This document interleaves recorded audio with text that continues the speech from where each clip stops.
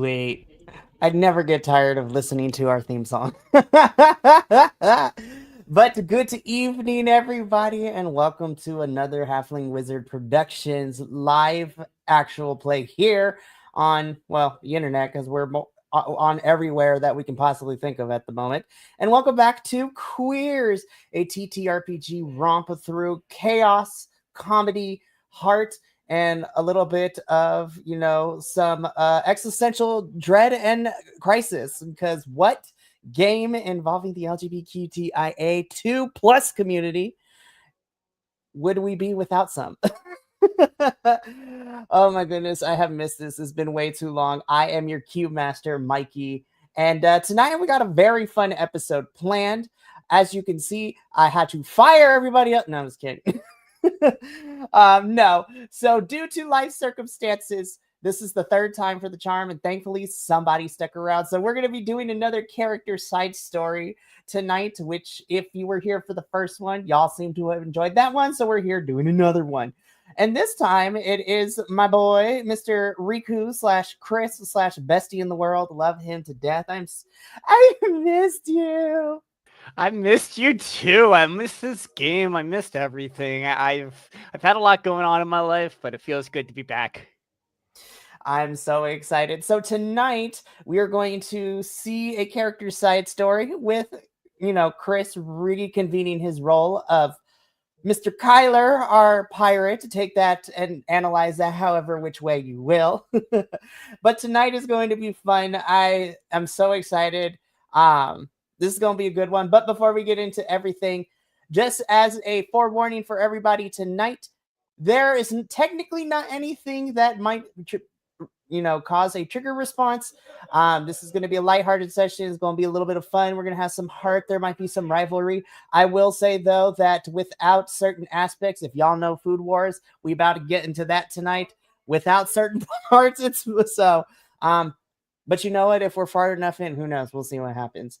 This is also an 18 plus show. So if you are under the age of 18, hi, we love you. Come back in a couple of years.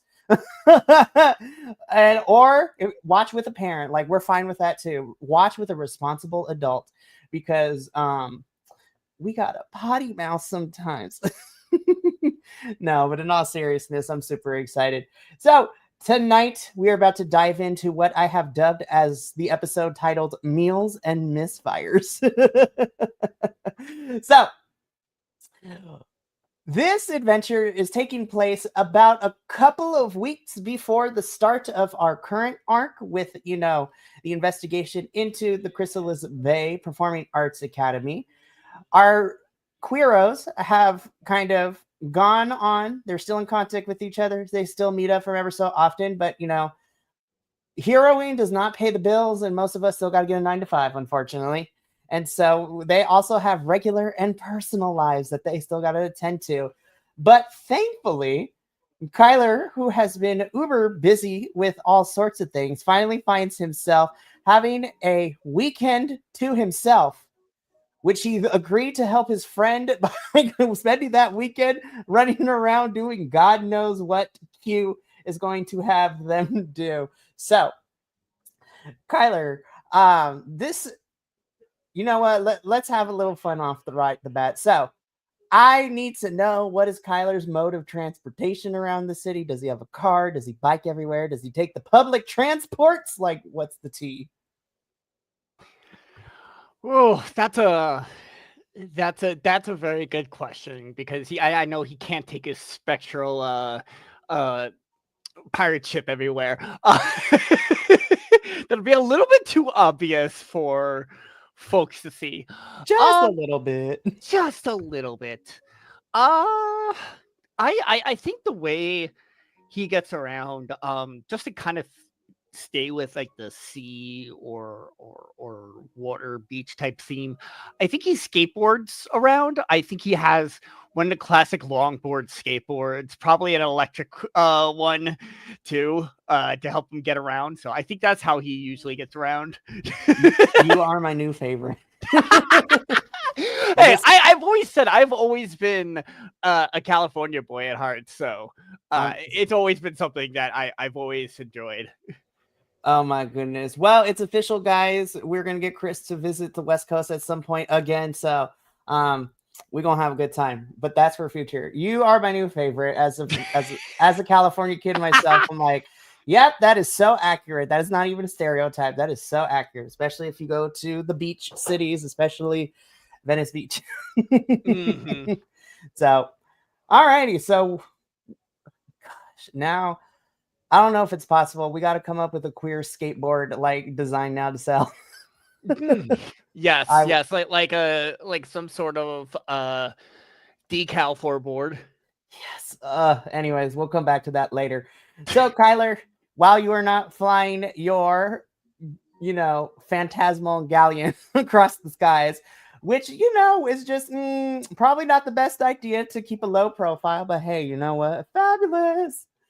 But so you find yourself riding on your longboard, but it isn't a longboard that is, decked out and all kinds of stuff, which I love. So as you are on your longboard, you're chilling, just probably listening. We'll say that the longboard has a built-in speaker because I have seen some of those, and it's crazy how people manage to do that. Or you Oh, get one that's of those. cool. Yeah, so you're just jamming out to whatever playlist you got playing as you are boarding about to Q's house. K-pop. You are listening to the EP that dropped with the super sensational and kind of Yes! successful, K-pop Demon Hunters. Yes, unofficial sponsorship, but that movie banged, and so does the soundtrack. But anywho, A conversation for another time. yes, which we will definitely have because I loved it. It was fantastic. Hmm. I'm just gonna say that Golden is blasting as your soundtrack right now.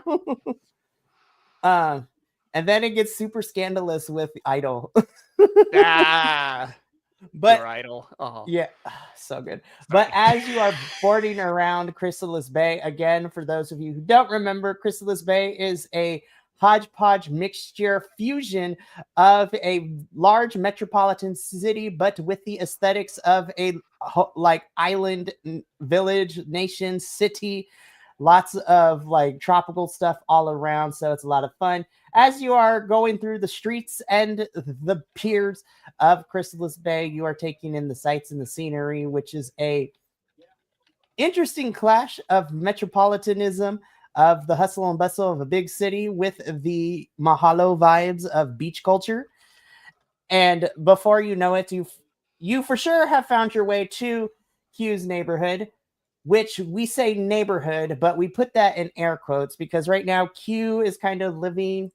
How do we put this? Q is living on like one of those like West Coast equivalents of a trailer park, but it's like a bunch of beachfront properties with like the Scooby Doo vans and RVs just like parked right by the sand. But thankfully, that Q has a small little complex, a little hut, a shack, if you will.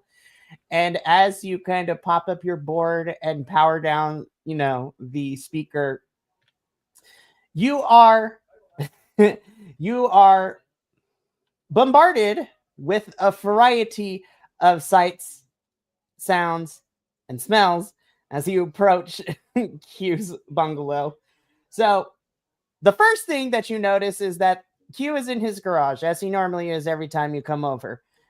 For some reason, he has a kitchen, but he has moved his kitchen into the garage. More, but you have come to call it his culinary laboratory because this is where Q does anything and everything to come up with new recipes, all kinds of stuff.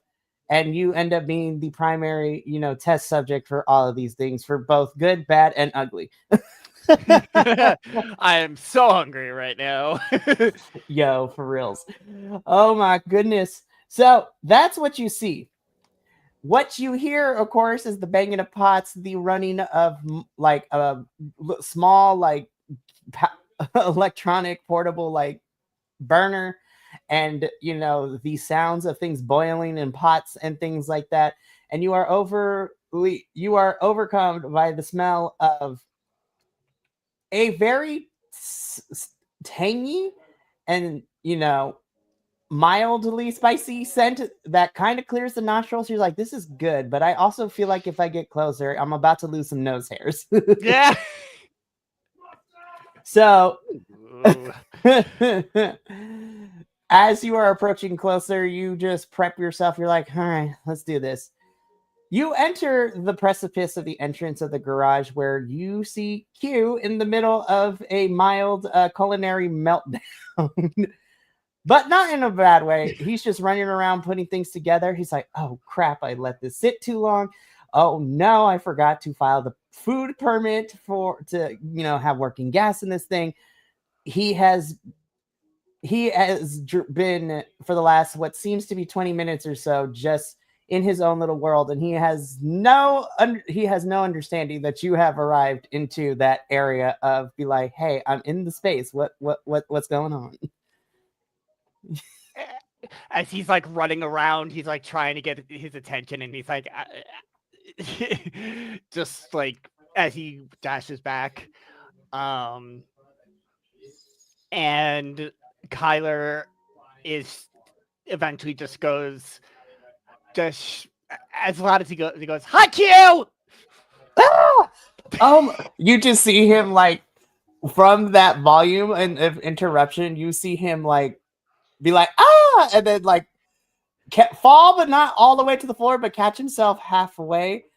And of course, you see some silverware be flying over where like things are bubbling over. Sorry. Sorry. I'm looking at the comments and I can't help but love this. It's like Hispanic spicy or fragile white person spicy? Yes. Yes, that is Yes. the same thing. Be like, yes. Don't worry though, because it's gonna get crazier. So Q collects himself, just stares at you, and is like, and just gives you a breath. It's like, hi, Kyler. Apologies, I didn't notice you were there. I can see that. It looks like you're really cooking up a storm here. Yes, I have been working for the last couple of weeks to finalize this menu for this food truck that I'm about to be opening tonight. And I just need to make sure that everything is going to go off with a hitch, or people are going to like it. And he just Q, and I kind of like just put my hand on his shoulder and goes, "It's gonna be okay. Your food has never failed. It's always amazing, and you know that. So it's nothing to worry about. Just do your thing." So as you say this, you see that, and for all intents and purpose, you feel as you kind of physically put yourself to calm Q down, you can see and you can feel through the palms that you can feel the anxiousness and the scatterbrainness of Q kind of start to ease up a little bit. And he breathes and he relaxes until he's back to a normal state. Okay. I can't, Kyler, you always know how to calm me down in situations like these. So I am forever in your debt, in your gratitude, in whatever you name it, my dear Watson. I'm glad I can help. Now, what is it that I can help with? That is an excellent question. Where to start? Ooh, I know. How about you taste this? And then again, but not even asking, not even doing. With it in the span of 5 seconds, you see Q pick up like a half-cut burrito, and not even asking you, he sticks it into your mouth. It's just like, try this. And yeah, I'll like kind of like, and I'm gonna go ahead and I'll taste and swallow what he's. Wow, this is not gonna come out right. Just say it. 18 plus, we got this. Right, I'm gonna go ahead and try what he gives me. Cool. I was just like, let me pull up the smut. No, no. So to give a little bit of context, to give a little bit more information to you and to the people at home. So Q, as we have said, is Kyler's friend. They identify themselves as non-binary, but more importantly, Q, it has a Taiwanese background. So, and I wrote this down, and I had people vet me for this, so it is culturally accurate. So we are okay to do this. But what Q has stuffed into your mouth, Kyler, is what and he explains this is one of his items on his menu for the food truck. This is called the burrito. So, this is, and I wrote this down. So this is a mixture of a burrito slash wrap mixed in with Taiwanese bao. So this is a large fluffy flatbread wrap with tender braised pork belly or tofu if Kyler is not down for the meats. Oh no, he's a carnivore.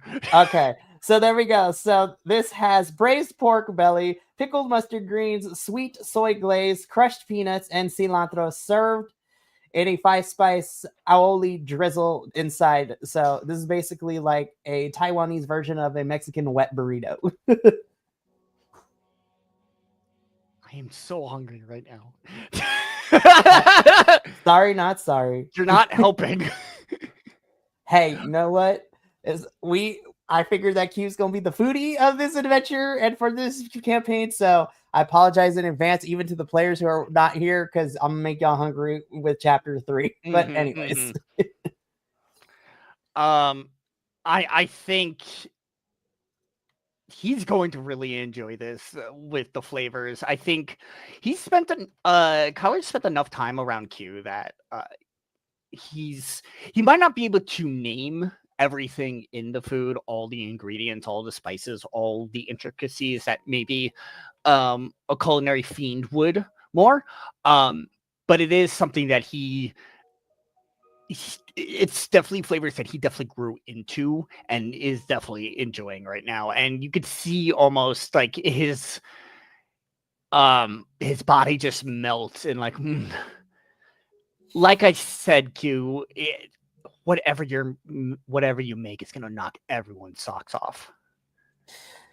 I mean, I figure as much, but of course, I want to make sure that I have everything that I need, and I want to finalize the finishing touches. But hey, if you like this burrito, then I will call it a success in my book. Oh, it definitely is. And can I have another, please? And Q looks at you. It's like, all right, fine, and then gives you the other half of the burrito. Yay!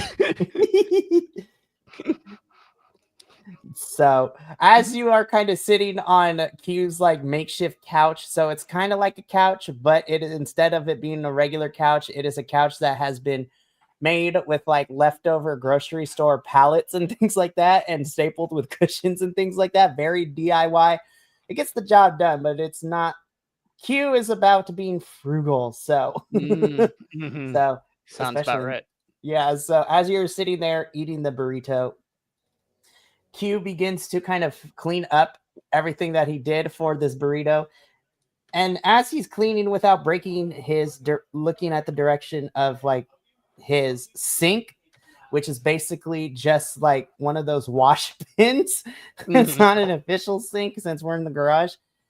Hey, Kyler, I know I asked you to come over to taste test a couple of these things. I was wondering if I can ask you an additional favor that you might want to help me with.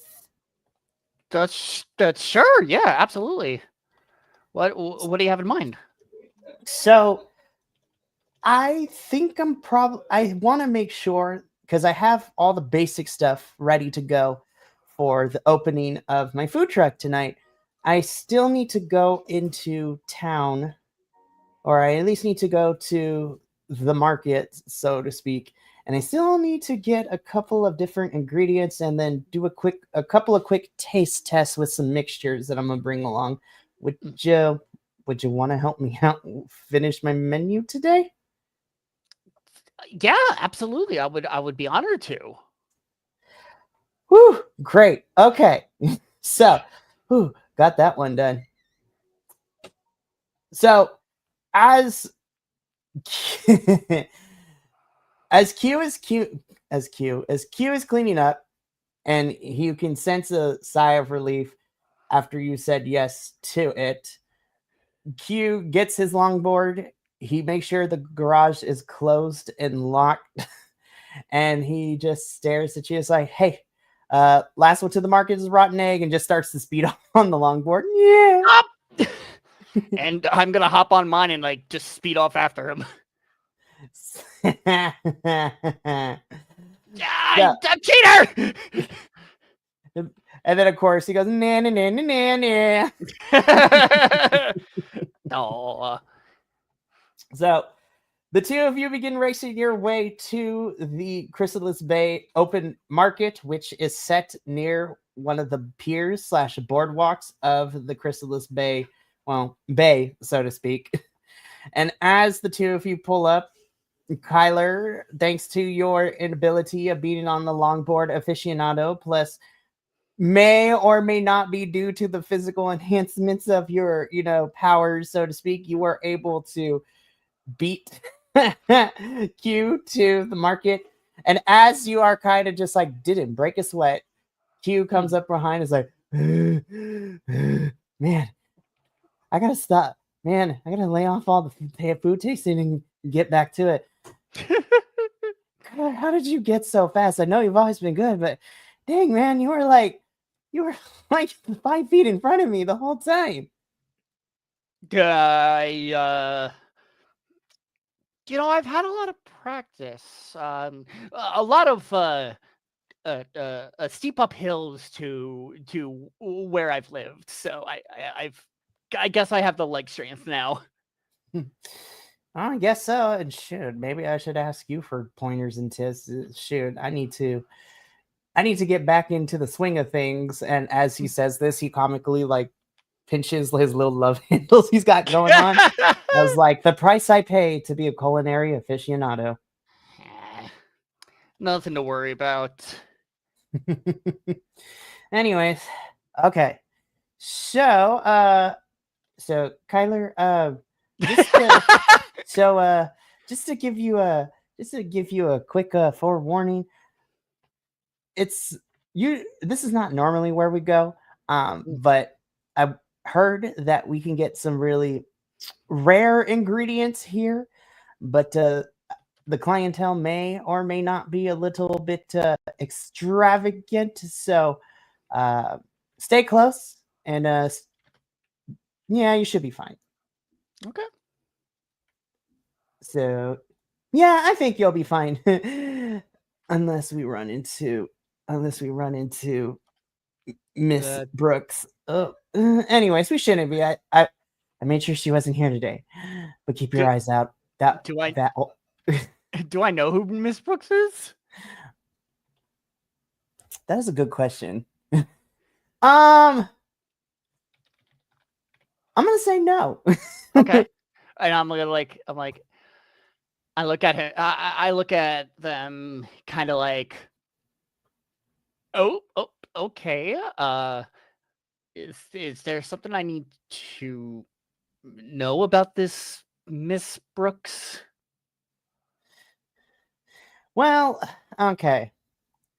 Well, I call her Miss Brooks, but most people call her Mistress Isabel, or Brooks for short.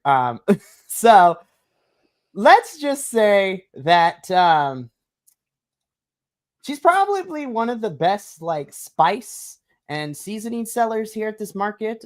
She has some top grade A stuff, and I don't know how she gets her hands on a lot of this stuff because there's also some very rare ingredients, which is lovely for me. The only problem is that if she sees me or sees anybody with anybody else, regardless if it's romantic, platonic, sibyllinely, problematic, whatever it is you call it, she has a special section of her little tent called the Spice of Love section, where she's always trying to get the people that are there together. So I'm just a forewarning. She's a matchmaker. Yeah, essentially, she's a matchmaker who also happens to sell spices and food and all that kind of stuff. Sure, yeah. Good Um, to know. Thank you. yeah. So just give you a forewarning. No need to feel embarrassed, but I mean, hey, you know what? We make a pretty good pair, if I do say so myself. But yeah. We do. We do. Alrighty, let's do this. All right. And for Let's. s- and as soon as you say that, for some reason you see Q who take out of his little knapsack like one of those comically oversized like military like hard head hats and clicks it in, puts on the face paint. It's like, let's do this. You take this seriously.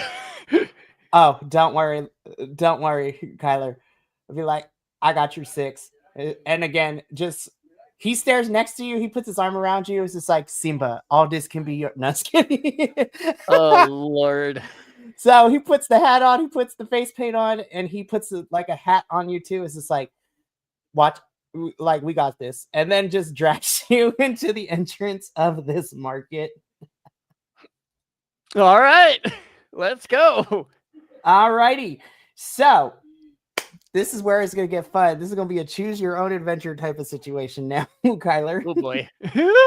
So, Kyler, there are three places that, well, actually, no, scratch that. There are two places that Q needs to go for, and you'll get to pick the, order in which we go to. So, there is a small noodle stand that is selling the different types of noodles. And then there's also kind of like the greenery vegetarian fruit section of the market as well. So basically the produce aisle, if you will, or the produce tent. So where would you like to go first? Let's go for the noodles. I feel like that's something that Kyler's going to know a lot more about than, say, other anything else, really. I'd love to see it. Alrighty. So with military hats and face paint in tow, you and Q end up walking your way up to this noodle stand. So in front of this noodle stand, you just see on towards this is so let me give you an accurate depiction of what you see because Okay. This is going to be chaotic AF, which we love. Which is So always good. absolutely. So on the front of this noodle stand, if you will, this noodle shop, of course, you see that there is a plethora of like noodle types in various bags and things like that ready to be made. And of course, at the very top is the side that says "What the fuh," like PHO. What the fuh? What the fuh? What the fuh? What the fuh? Exactly. Yes. Exactly. Listen, we have fun here in this game, but you are at what the fuck? So of course you see not only lots and lots of packaging with different labels and prices of different types of noodles. Yes, ladies and gentlemen and non-binary folks out there, noodles are made up of different things. I learned that while I was doing my research for this little adventure, and also while I was eating to food today as well. So on top of that, though, that is towards the back end. Towards the front end, you see a elderly couple. So you see an elderly man and a woman just going to town on making these noodles, working in a tandem and a rhythm. As you look to the stand and then you look to Q, you stop at Q. You're just like, oh, cool, that's doing. Hey, Q, what's this? Goes back to it. Wait a minute, hold up, Q, what? Q, you just see like the anime style sparkle eyes be like, oh, as he is in love with what is happening in front of him, and he's just like, oh. I'm assuming you like this. You have no idea. Pulls out a little tissue as a singular tear drops down and dabs his little tear.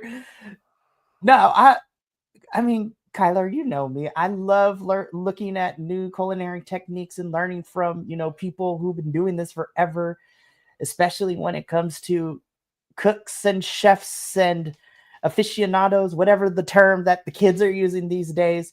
Now, granted, for the all intents and purposes, Kyler and Q are grown adults. So when he says what the kids are using these days, it's like y'all are not that old. But anyway, I kind of give them a side eye when they say that. I'm like, really? It's like whatever the kids are using, but I always love learning about technique. So hold my bag and just he, in a kind of comedic fashion, he gives you the bag and it slightly hits you in the chest. Kyler's like, ow. And you weren't expecting it to hit you as hard as it was. It's like, what does he have in this bag? But Q goes over and you kind of follow him with the bag behind. So this elderly couple is kind of dressed in a very... So this is going to be my warning. I'm going to make sure to be respectful as property as I give this description. So please don't come at me in the comments, or do. It's okay. I'm here to learn. So the couple is dressed down in kind of a very traditional kind of ramen shop, especially if you are in certain parts of Japan or even in, Taiwanese culture as well. So they got like the blue printed like garb with the hat and the apron, and they got the knives going, chopping up a storm, things like that. This is an elderly surprisingly, this is an elderly Vietnamese couple who are doing this. The man, it looks to be in about his mid 60s, kind of with long graying hair tied up in a ponytail. He's got a little bit of a graying beard going on. Think of it like a kind of like the length of the beard kind of being similar to like Mr. Miyagi from the Karate Kid films. And then the older woman, same age, about mid 60s. She's a little bit stout in nature. She's yelling in Vietnamese for her husband and their, sous chefs to kind of like get it together. Immediately, both you and Kyler, could tell that she runs this kitchen or runs this tent. But there's such a respect and a love in the commandeering that she's doing. And Q just is like, just staring in awe for all of this, sparkles in his eyes. The the older lady, as she's giving this directions, looks in your guys' direction and is just like, oh, Q, it's so nice to see you. Oh, come here. Come here. And Q goes in for a little bit of a hug. And you must be Q's friend. Come here, darling. Come here. Give me a hug.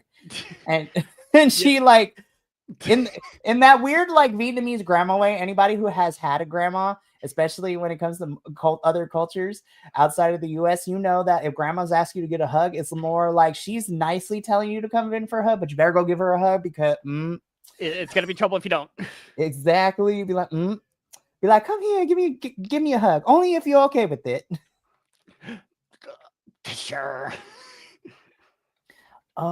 So Q, this must be your boyfriend. And Q just like, yeah, this is my boy space friend. Oh, okay. When you said boyfriend, I thought you two were... Oh, okay. I'm sorry. And looks to you, Kyler, as is like, Q talks a lot about you being his boy space friend. Oh, okay.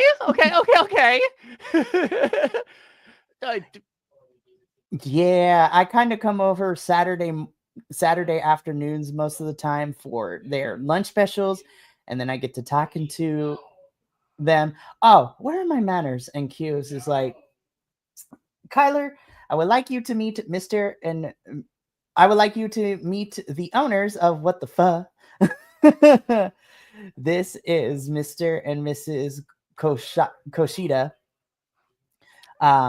Surprisingly, they actually are from they're actually from the more traditional parts of Japan, but they studied abroad in other Asian countries, including Taiwan and Vietnam and all those other places as well.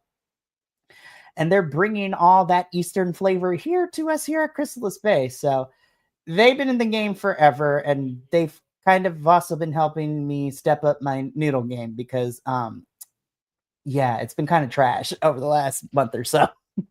Oh yeah, his noodles were terrible, but it's okay. We teach him everything now. We so excited for his food truck later.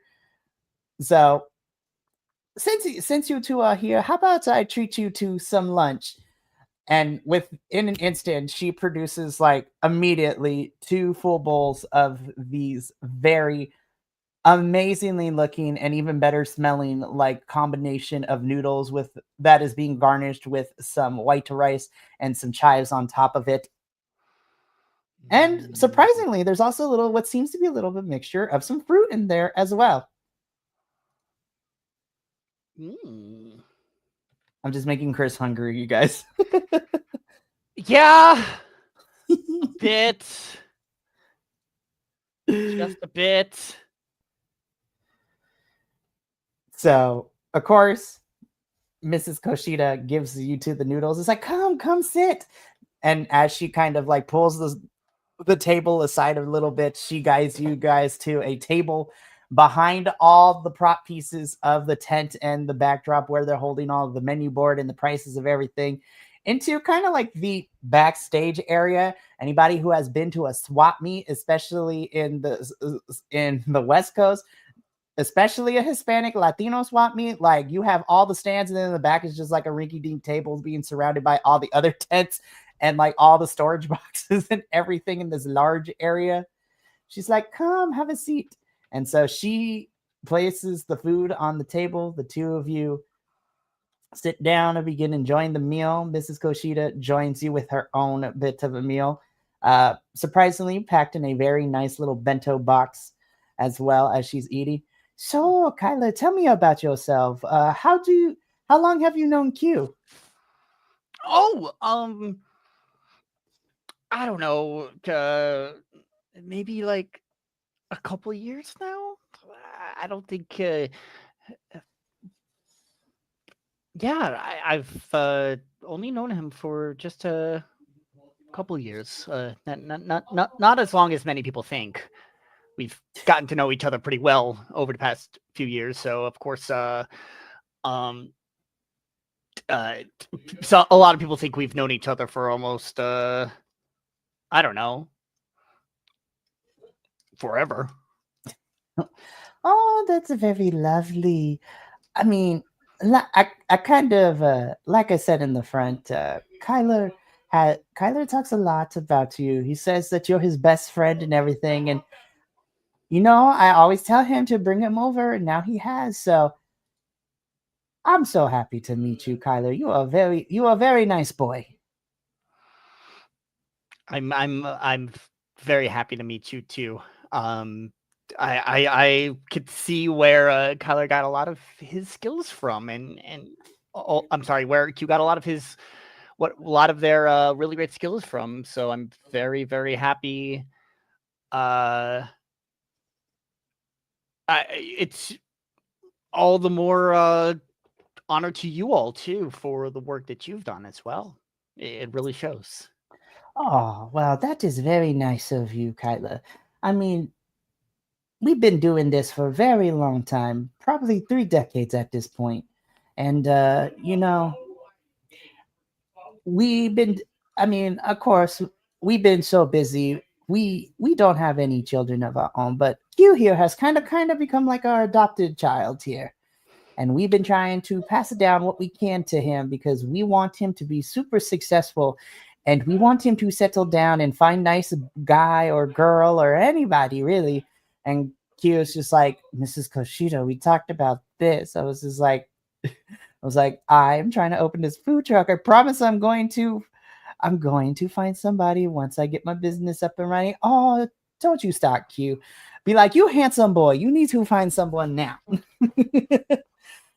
So, Kyler, you are getting this very funny yet awkward situation. While these two are not related by blood, it's like watching a very maternal, matriarchal, like head of the household, like mom figure slash grandma talking to the child who is about to inherit a dynasty of some sort. Be like, you need to settle down, find you a man or a woman. as I am as as we always grandmothers regardless of family tie, it's always going to be like that. Honestly, it's crazy. It's so much fun. It's for Mhm. sure crazy, but yeah. But the tension kind of goes away a little bit, and Mrs. Koshida looks at you and Kyler and just says, "It's like I know you gonna take very good care of Q here, especially with this food truck. I mean, me and Mr. Koshita are going to be retiring in about a year or two, so we want to make sure that Q is taken care of. So I know you're gonna take care of him very, very well." And just smiles at you as she kind of like cusps your hands, and you feel this warmth underneath these very calloused but loving, like small grandma hands that are kind of cusping yours. Oh, thank you. I appreciate it. And same thing goes to you, Kyler. I mean, this is our first interaction, but something tells me you're gonna do very good. And I can't tell you if it's just my old age or just, a motherly intuition. Keep doing what you're doing. You'll find your answer eventually. I'm sure I will. Thank you. All right. And then before she can continue, one of the sous chefs comes in and just like, Mrs. Koshida, we're the lunch rush is here. We kind of need to be here. And lovingly, but in a very sarcastic manner, Mrs. Koshida rolls her eyes. It's like, oh yeah, and then she says something in Vietnamese, and it's like, if you excuse me, boys, I gotta go help out them. It's just like because none of these men can do anything in this kitchen, and just walks up to, and you hear her yelling instructions and things like that as the lunch rush happens. Hmm. So as you and Q are standing behind here, still finishing up your meal and kind of just sitting there for a little bit before getting ready to actually do the business transaction of why you were here, Q kind of just stares at his finished bowl and is just like, man, I really hope I can make something just as good and heartwarming. I'm sure. Yeah, I think you definitely can. You have the skills. Well, I appreciate it. And Q kind of gets quiet a little bit and it's like, he, I wonder, Kyler, actually, you know what? Hold that thought. And Okay. because as he says that, his watch goes off. And it's like, hold that thought. We need to hurry up because that produce stand is about to open, and it is the first of the month, which means all the good stuff is there, which means we need to get there before all the good stuff is gone. And so it's just like, follow me. And he kind of just grabs you and it's like, ah! Ah! So as he's running past, you both run past, Mr. and Mrs. Koshita's stand. Q puts the money down. He grabs a couple of bags of noodles to place in his cart his wagon that he's brought along with you guys. And it's just like, thank you. I'll be back. I promise. It's like Mrs. Koshita yells, you come back, Q. We expecting you for lunch in a couple of days. And Kyler, you are a friend to the shop now, so you may come as well. We would love to see more of Q's boy space friend. Thank you. As I'm getting carried away. Oh my goodness. So now let's head to the produce section, shall we? Oh boy. So as Sorry. it's okay. As you Fruits and for Q, fruits for fruit, be like,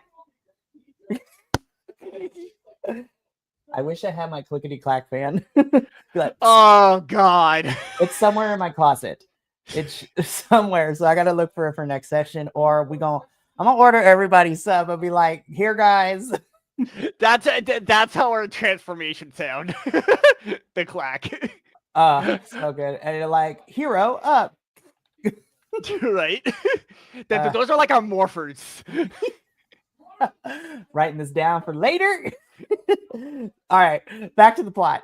So you and Kyler, you and Q end up at the precipice of the produce section.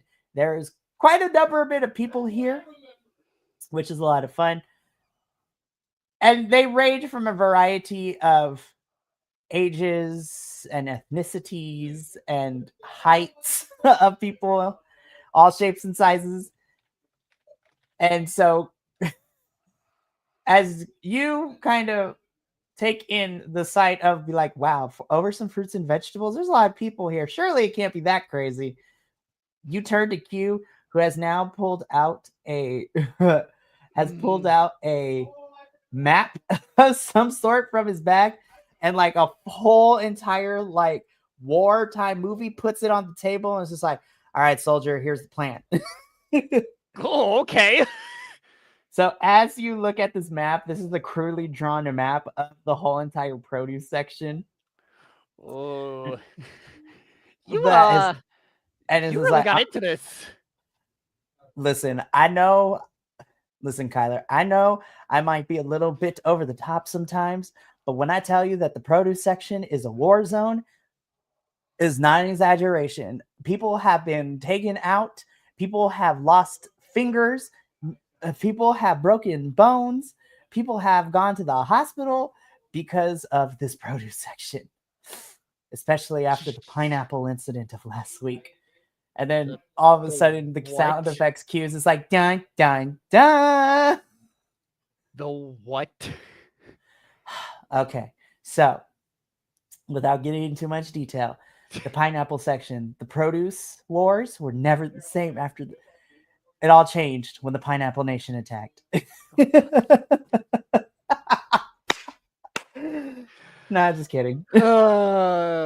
Stay tuned for our next D&D campaign, Avatar: The Last Airbender, but with fruits and food. Be like pineapples, watermelon, apples, Good and Lord. oranges. The 4 nations of fruit lived in harmony. Back to the plot. So, without giving too much into detail, the pineapple incident from last week was crazy. Let's just say that there was a lot of individuals who were in town for a convention, decided that they wanted to make some fruit salad for everyone. Mm-hmm. The main ingredient was pineapples. I have never seen so many pineapples taken and brutalized. And let's just say fists were flying everywhere. Nobody made it out the same.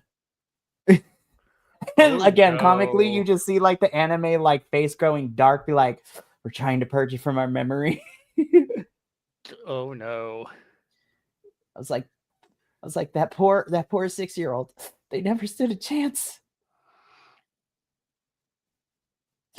Stupid people from the Everglades. No, I'm just kidding. Kyler just has this look of almost, what did I get myself into? But anyways, it won't be. I don't think it will be as bad. And like Q snaps out of it after telling this. It's like, we should be fine. All right, so here's the plan. So in order for me to finalize these dishes, I have some ideas for some fruit garnish for some of my dishes tonight. And I especially want to see if because the test worked out pretty good, I want to see if actually adding fruit pieces to my Taiwanese shaved ice for the food truck might bring in a whole new subset of customers, because you get the syrupy flavor and the fruit flavor, which would be great. However, I only have 2 flavors, and I need to grab some fruit to accent those pieces. So here's the game plan. Going back to the map.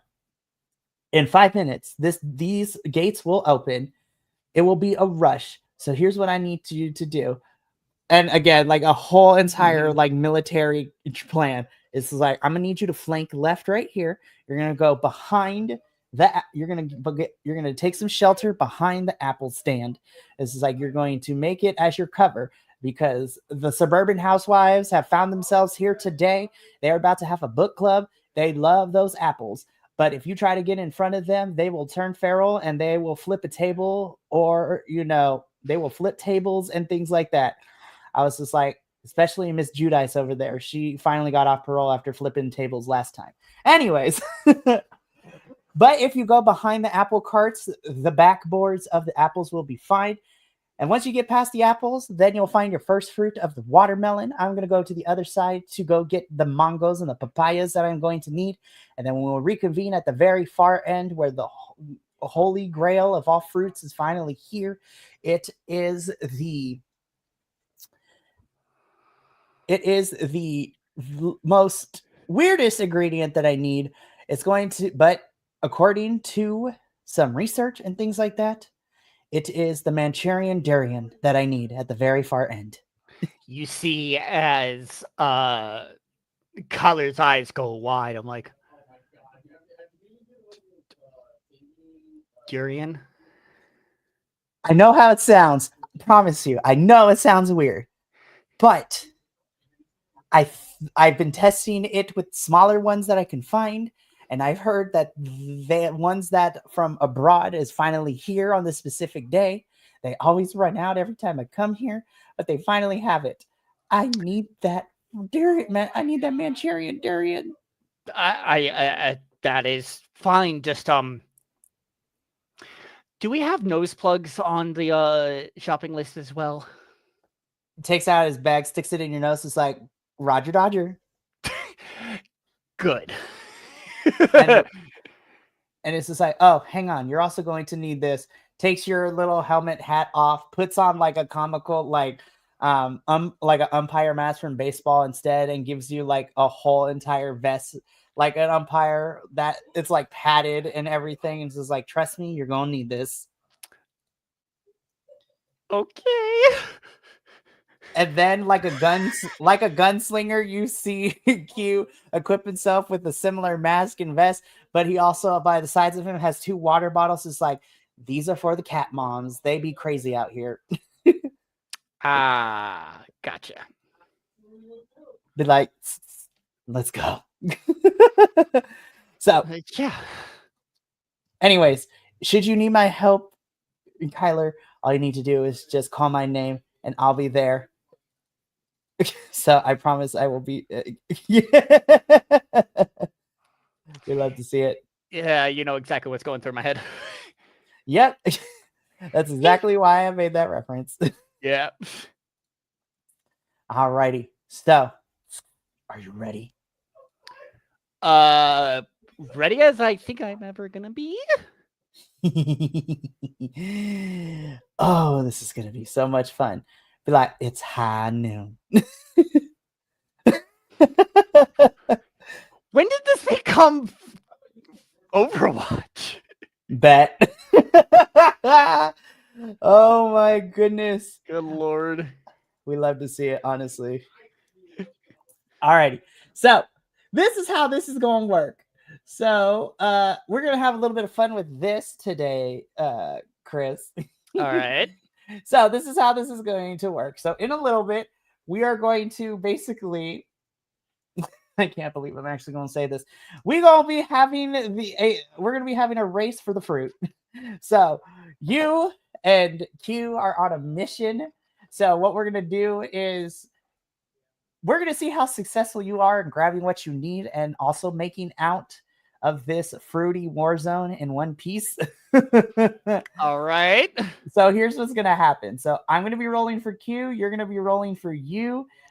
We're going to treat this as like a fight roll in this game, but we're going to see if you can use any of your tags to help you get what you need to avoid obstacles, to grab the fruit, to pick everything. It's going to be bananas, pun intended. Yes, exactly, old word slaver. Welcome to Fruit Frenzy.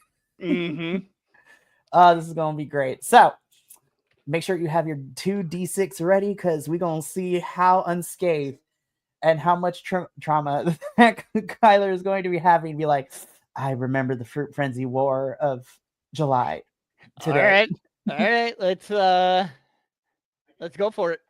Alrighty. So as Q puts the map back in his bag and Everything is ready. He gives you a set of 2 squirt bottles just in case the cat moms and the cat parents come after for whatever reason, because other than the suburban housewives, they be crazy. And also, you have, I should also mention too that the local biker gang is also here too, decked out in their leathers as well. Listen, I kid you not.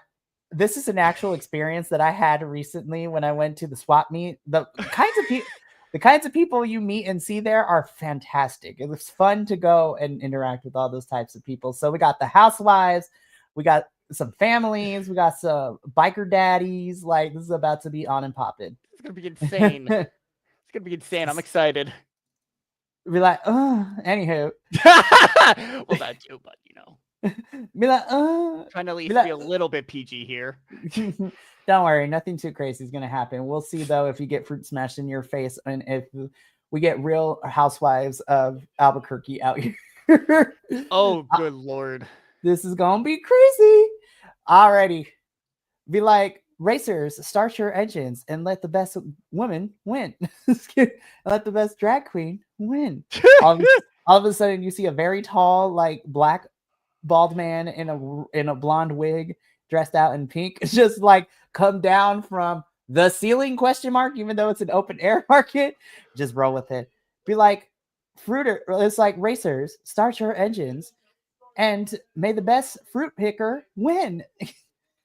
Be like, all of a sudden you hear, be like, gates opening in 5, 4, 3, 2, 1. The gates swing open. Everybody starts rushing in. So you, Kyler, begin running towards the right side of the market, following Q's plan and advice. You are going to try to make your way over to get some of the citruses, which are behind the apples. But as soon as you get to the apple section, you immediately, as you're beelining to get behind there and make your way through, you, off of your field of vision to the right, you see a plethora and a crazy sight of a sea of like Lululemon, like Pinkberry, moms in sweatpants and like blinged out tracksuits, just going crazy, running towards the apple section. And you're just like, oh, okay, I'm gonna stay behind here. These crates of apples are gonna protect me, like Q says. You get behind the first one, and immediately you see and you slightly feel the carts beginning to move, kind of like Indiana Jones style. Here's like a wall. Here are the carts, and they are closing ever so slightly as you see the citrus portion of the fruit market closing, and the way out is getting smaller and smaller and smaller. Kyler, I want you to roll me a sleigh roll to see how you're going to get yourself to where you need to and unscathed. I can't believe I'm asking this. Do you have any relevant tags that might help you with retrieving this fruit?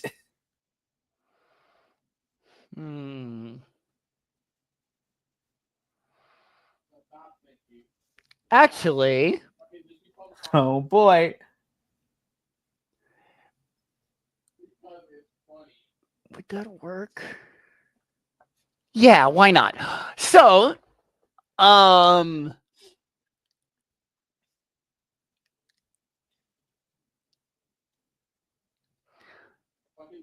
so if we draw attention away from the others, can the others be the fruit? As in a way to draw attention away from the fruit so I can swipe in and get it? That is a good question. I'm going to say yes because I think it's going to be fun depending on the results. Right. So that's just a +1, right? Yes, so you're going to roll your 2d6, and then you get to add a +1 to your final roll to see what happens.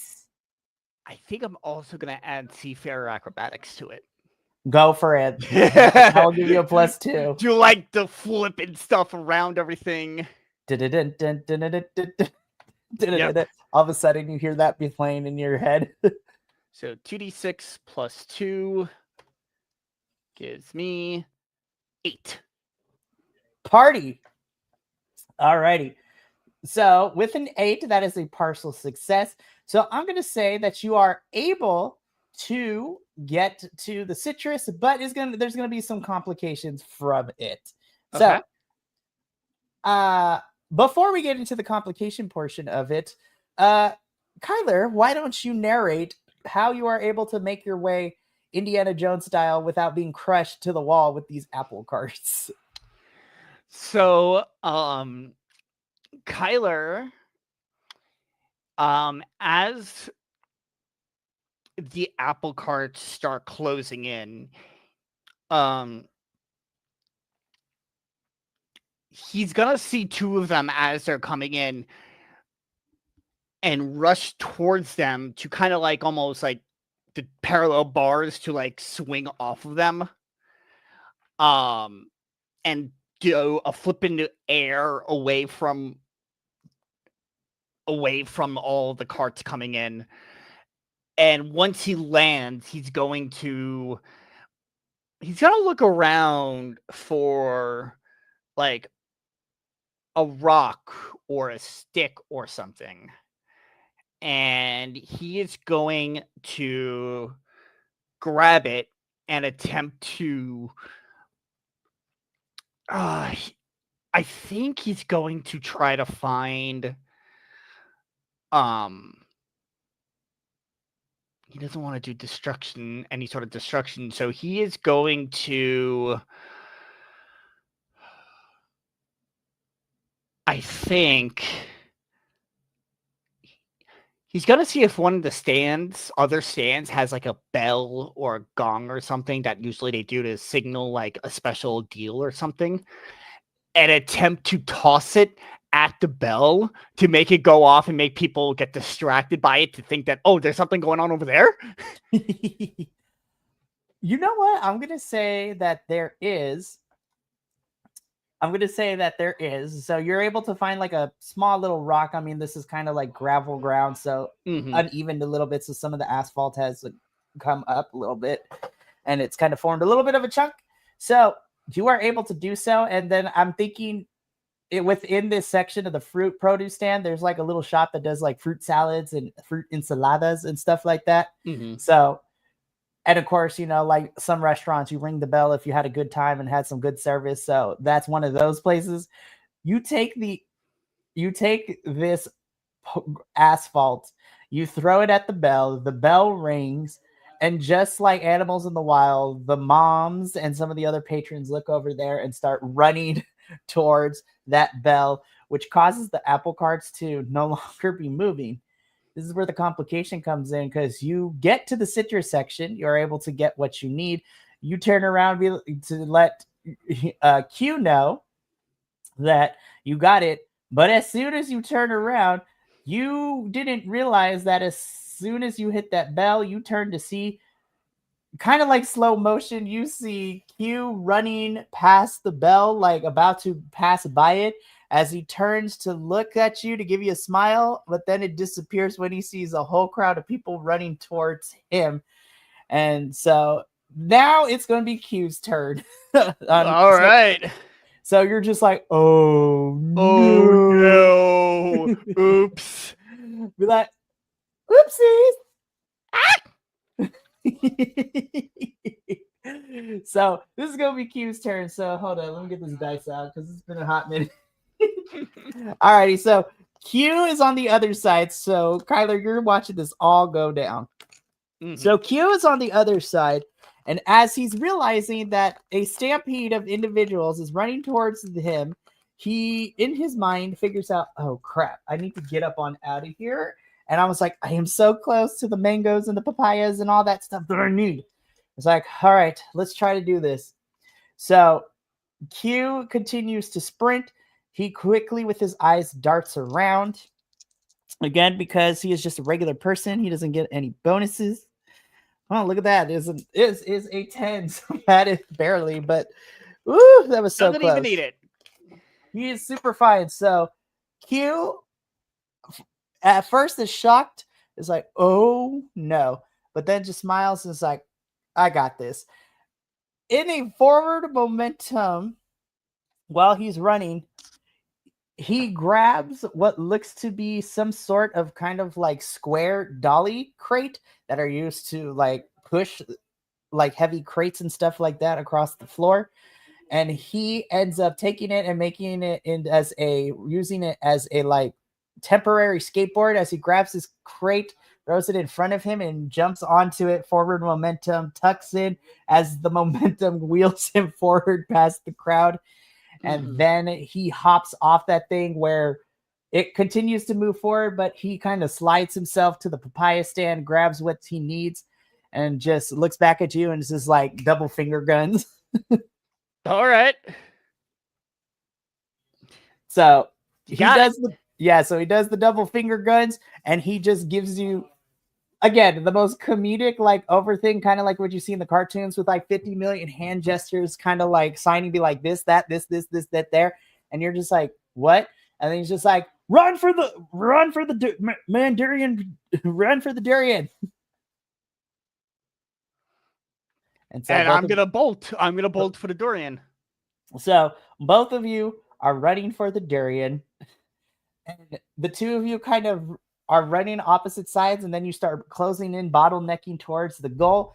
But as soon as you get close to each other, all of a sudden, between the two of you, you see popping up in the middle of this is a is a older woman who, for her age, looks to be pretty good in shape. She is carrying a long gray ponytail. She has her hair in a long gray ponytail. She is smoking a cigarette as she's running. She definitely looks like the grandma from Don Da Don. Okay. And she's like, sorry, boys, this one's mine. And Q's like, over my dead body. It's like, that can be arranged. Pulls out her baseball bat and starts swinging at Q. She's like, I was just playing around, lady. Oh, don't be a crybaby. This is a foam bat. So this is a foam bat. This is not like an actual bat. She's like, I left the real one at home, but this still does wonders. And she starts bopping Q, and it just makes the comical like squeaky squeak, squeak, squeak, squeak noise. It's like, cut it out, lady. And he pulls out one of those like squeaky toy mallets and starts doing the same thing. They begin fighting. Kyler, go on without me. Get that durian. Okay. And I'm going to go after it. Cool. So you are running towards this durian. So is this grandma and Q, who's running towards it. They're currently preoccupied. The grandma like puts her foot out and trips Q as he goes into some watermelons. And as he comes up, it's like the comical like watermelon piece in his mouth as the smile and spits out the seeds like a Looney Tunes cartoon. And everything was like slow motion. It's like, go no. So we gonna have a roll off. Oh boy. You and this grandma get to this durian at the same time. You both reach out and touch it. Reach out and touch it. Your own personal durian. Good Lord. We have fun here. All right, yes. So here we go. So once again, you're going to roll your 2d6. I'm going to roll my 2d6. And if you have any tags you think are going to help you get the one up on this grandma who's running for this durian, you see if you could convince you to say yes. Okay. 1 second. Let's see here.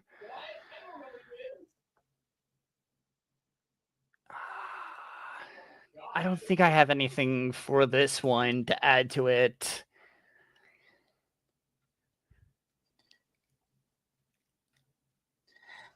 Except... Oh boy. Can I use loud declarations to just shout and maybe scare her off? So you're just going to shout, let it all out? I'm gonna be running towards this Dorian, just screaming. Be like your war cry in essence. Yeah. Oh my God. You're just like, oh. Oh my gosh. So, okay. Yeah, I will say yes because I think that's a lot of fun. All right, let's see. That's an 11. Oh, you absolutely blow grandma's roll out the way because she rolled a 5. Oh, okay, good. So you just run, and then you, with your whole chest, you just scream off the top of your lungs. You're like, and she just looks at you, and she's like, "What?" She mouths like, "What the fuck?" And before she finishes the sentence, she crashes into a cart full of these green fruit. And as you're running towards the durian, you just hear behind you, you're like, "My cabbages!" So you reach for it, nose still plugged. You grab it, you put it in the bag, and all of a sudden, for some reason, over the loudspeaker, you hear. Okay. So everybody turns to you as you are like, "I have the durian. I got the durian." Everyone don't make just me use it. Yes, it's like, don't make me use it. So Kyler walks Kyler, you're walking towards the gate. Q is behind, like holding you in front, and it's being the durian's being used as a repellent to keep people away. It's kind of like a zombie movie where people are like the cat moms are hissing at you. It's like, back up right now. And then as soon as both of you make your way out of the gates close with the chaos still going on inside. Q just lays on the floor. It's just like, I can't believe we did it. We survived. Oh my gosh. And just like lays there for a little bit. You're telling me. Oh, I knew you mentioned that this was a bit crazy, but I didn't think you meant this kind of crazy. Oh yeah, fruit is a big staple, especially in a lot of dishes, whether it's used for garnishment, especially for. Oh, thank goodness that the pastry people weren't here today because they've been banned for a week after, the crepe incident that happened 2 weeks ago. So that's crazy. But yeah, I'm just glad we got everything that we needed. And you managed to grab the Manchurian durian. Oh man, this is gonna be a pain to cut up, but man, I can't wait to put it in the shaved ice for tonight's grand Shaved opening. ice? Oh yeah. So here's the thing. So hear me out. So as you know, most shaved ice comes in these pre-sugary like liquids, right? That you pour on the ice that gives it flavor, artificial flavor, and then you can put some fruit on it to garnish it. However, with the mini durians that I've been collecting from the marketplace and some other places, I've been doing a little bit of a taste test to create my own mixture, if you will, a special liquid shaved ice flavor. I am mixing the green bananas of Puerto Rico, which have a consistency and a very tartness to them. But I have read and I have tasted that balancing it out with the durian brings out the sweetness of a banana.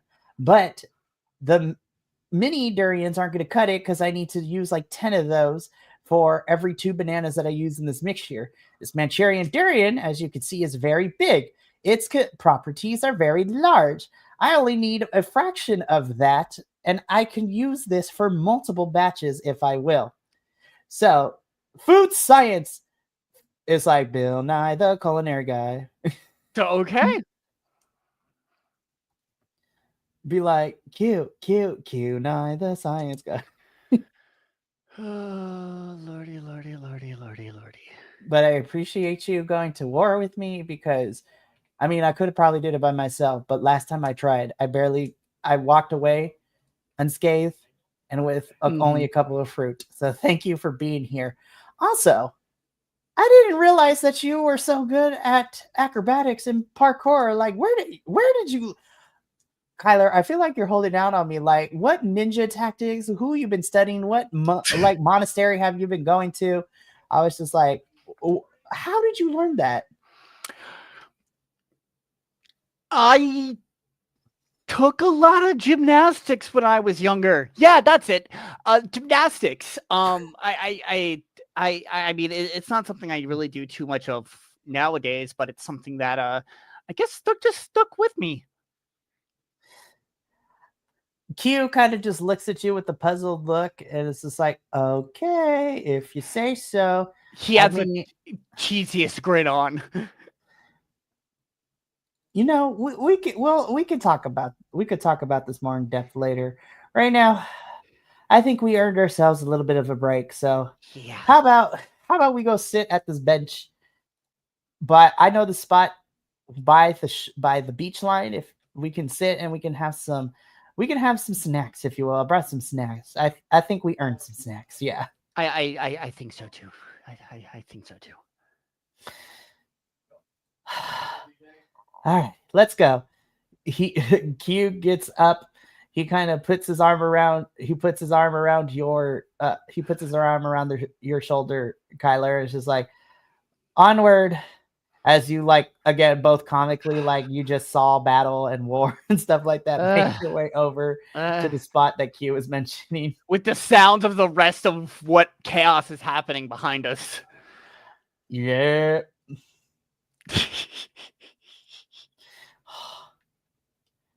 I love not taking ourselves so seriously here. No, never. We never should.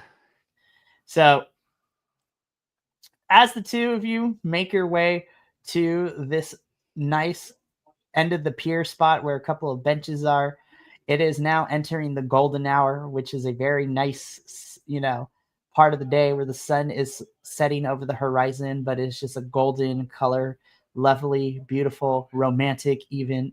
Mm-hmm. But as you and Q kind of sit at the bench, Q grabs his knapsack. He rummages through, pulls out a little small box. As he opens it up, and we know the difference now, 90s anime, because we did it. These are rice balls, not jelly donuts, Brock from Pokemon. God dang it. Be like, it was the 90s. We didn't know. Also, Ghost Stories, best dub on the planet. Fight me. Oh my god. Oh my god. Best and worst. Anywho, so out of this little box is some rice balls, kind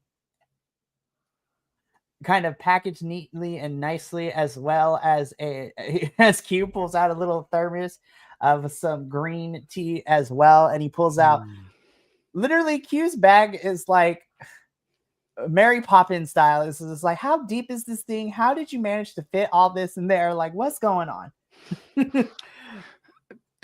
I have more questions than you have for me. It's okay. You could ask these questions as he shoves a rice ball into, your gullet, and it's just like, we can talk and answer questions over food. Okay. Yeah. So the two of you have some fun, enjoying the snacks. You guys are having a fun time talking about, everything that you have that has transpired so far from, having a nice meal with a lovely, Vietnamese grandma who loves you both and considers you, Kyler, as Q's boy space friend. Boy space friend. Boy space friend. As well as surviving the Mandarin-Darian War of today. So you guys are having a really, really fun time, and you guys are enjoying yourselves.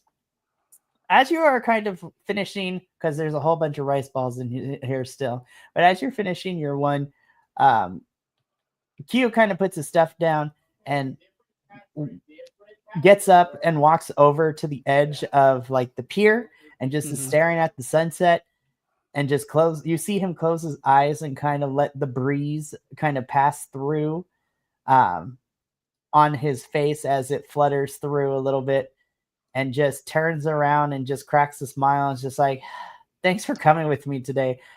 I have a lot of fun here on my own, but it's nice if once in a while to have a friend come with me. So thank you, Kyler.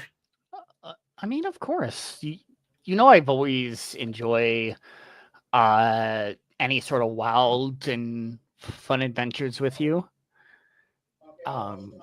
This is you can add this to the list. We can definitely would love to do this again sometime. Oh, absolutely. I think I might have you accompany me and be my second in charge every time I need to go to the market if you're available. That would be nice. I think that would be a lot of fun. And Kyler, you notice his Q kind of gets a little bit more quieter as he's smiling. He's kind of staring at the ground.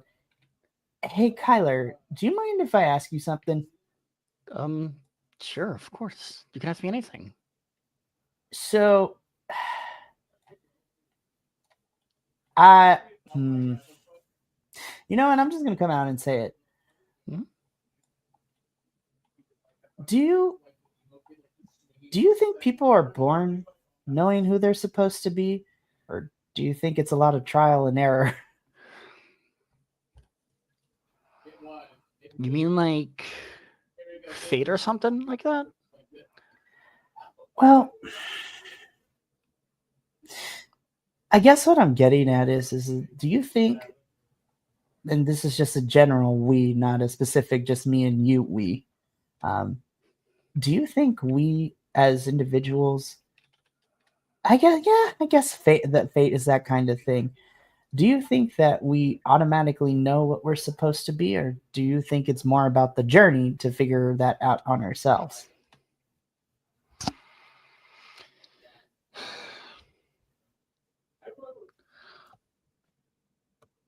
Honestly,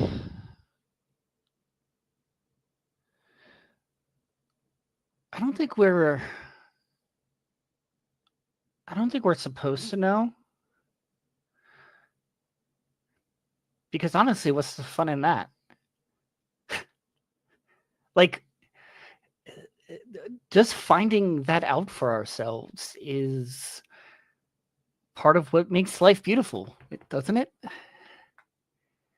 You know, one day you can find out that you're an amazing cook. Another day you can find out that you're you get into a school in another country and get to live overseas and see other cultures. And maybe one day you wake up and become a superhero. As soon as you mentioned the superhero bit, Q looks at you and is just like, superhero, huh? Well, I guess that's true. Especially, Yeah, like in a movie or something. yeah, I guess that's true, but that's more like actors playing heroes. Well, Oh, that's what I mean. Like getting the chance to play a superhero in like a movie or something. You know? I mean, I guess you're right, but I mean, to be fair, have you seen the news reports lately of actual superheroes around, the area? No, I don't think I have actually. So apparently, there were some sort of heroes that ended up. So remember that whole carnival thing that went down a couple months ago that me and you were at, and then my memory after the going into the circus tent is kind of a little bit hazy. Yeah. Oh, yeah. I remember that. Apparently, because they couldn't figure out who ended up doing something and everything, and then recently, of course, there was that thing that happened at the mall where there was some crazy toys that ran amok, and then there was a masked individual there who ended up helping out too. So I say all this Oh. yeah, so I I mean, you bring up superheroes in movies, but I actually think there might be actual superheroes now. But man, that I guess that's kind of cool. I'm not gonna lie. Yeah. No, that's cool to me too. Like the fact that they exist. I didn't I didn't think they would actually exist. So I guess I do mean superheroes then in the strictest sense. um, but what I'm trying to get at is that I'm not really a religious person, and you know this. I've always had a complicated history with religion, but I do feel like that there is some kind of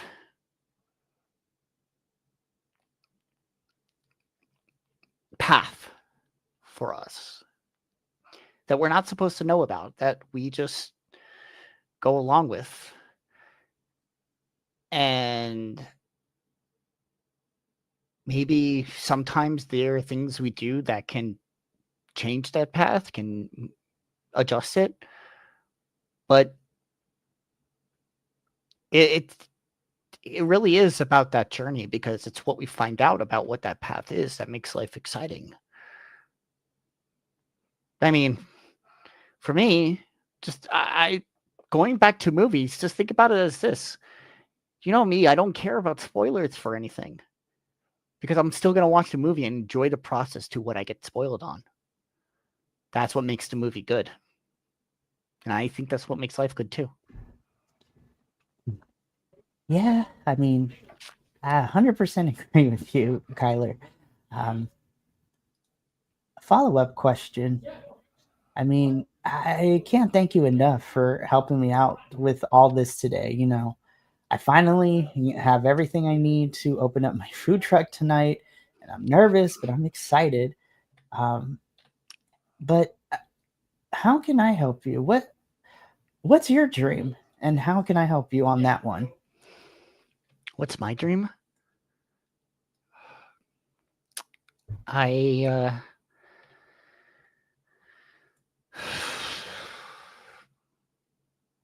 it's not something I've really thought about.